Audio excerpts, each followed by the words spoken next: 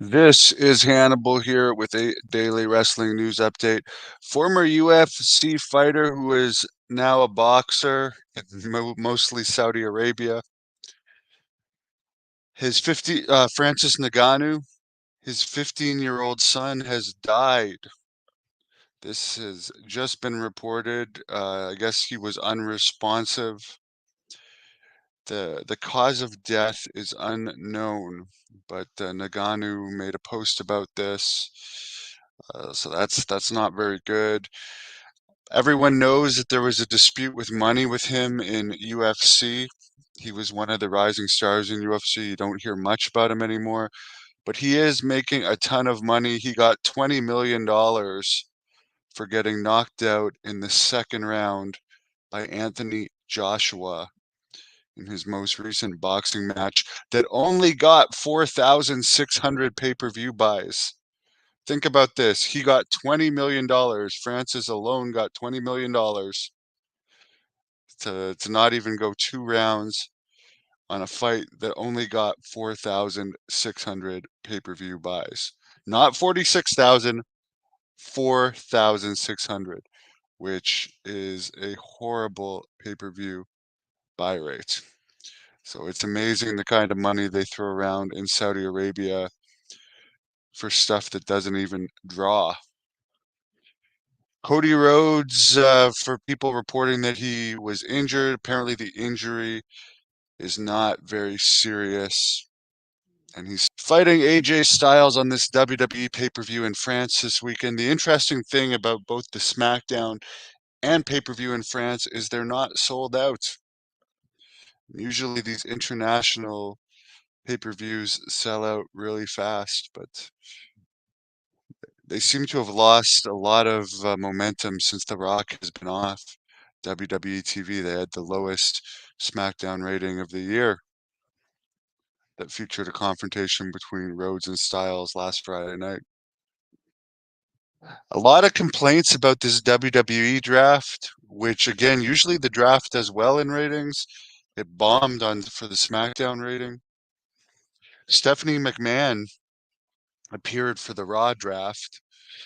But apparently, where usually only about 15% of the wrestlers remain on the same brands, about 85% of the wrestlers in this draft were drafted to their own brands, which, you know what, the only thing I watched about the draft is the YouTube clips of the people like the Dudleys and stuff doing drafts just to see what the Dudleys are looking like these days and so forth.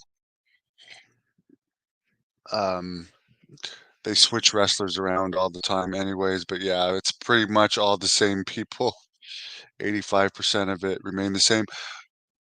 Obviously, Triple H is head of creative in WWE now. That probably has something to do with Stephanie McMahon's appearance in WWE for the draft last night. But when I see Stephanie McMahon, all I think about is Vince McMahon. So it'll be interesting to see if the ratings keep going down, if they will. And you know, The Rock has a history of not getting along with Triple H. Obviously, The Rock is technically his boss now, so it's a different situation.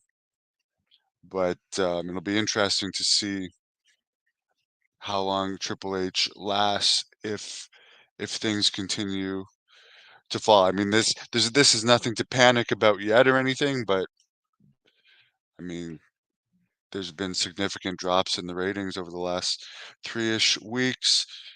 As far as the people wondering if the WWE Legends contracts are going to remain during this new TKO regime, who has been cutting a lot of people, both behind the scenes and some wrestlers, as we've seen in recent weeks.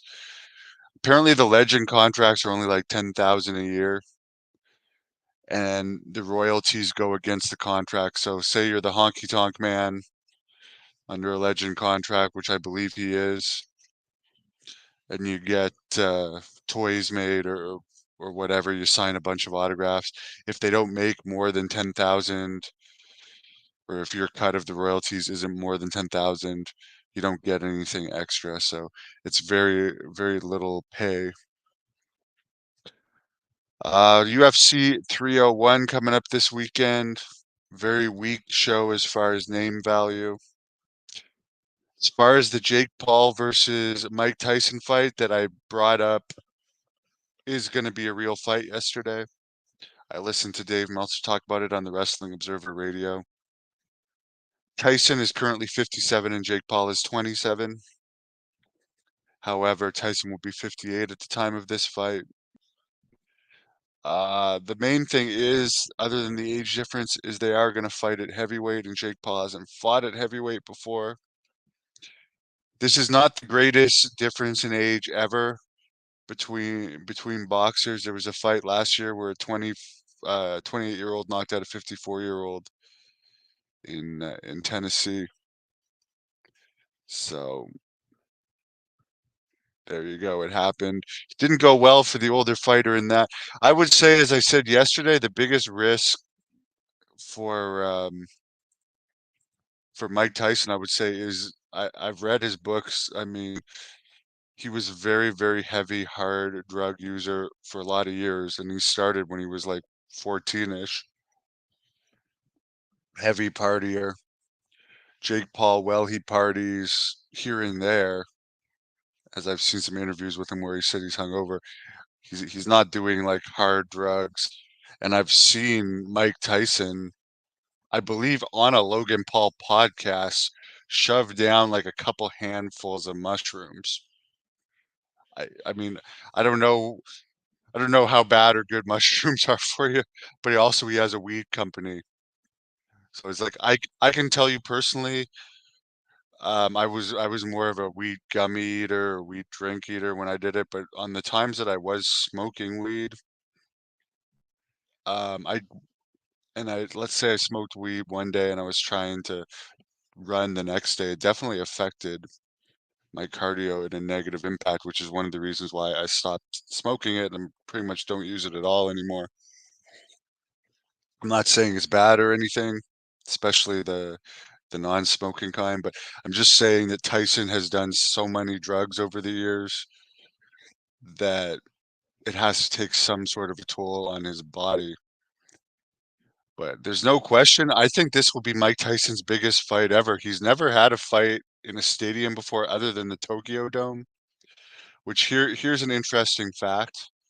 Vader versus Stan Hansen, which was the day before the Mike Tyson match, I think, in the Tokyo Dome, actually drew more than Mike Tyson versus Buster Douglas at the time. But between between this fight airing on Netflix, so people aren't going to have to buy pay-per-views for it. It's going to have a massive crowd, and then being in a stadium, Dallas, Texas, a city I like very much. I think it's going to do extremely well for viewership. The last thing I'll talk about is I did an interview with Rick Bassman a couple days ago that's premiering right now on this channel and also on Rick Bassman's YouTube channel.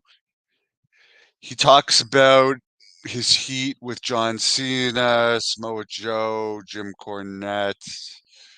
He confirms a story that everyone's pretty much said that Roddy Piper was doing hard drugs right up until the time of his death. Bassman helped book Piper in a bunch of movies. Bassman was also a movie agent.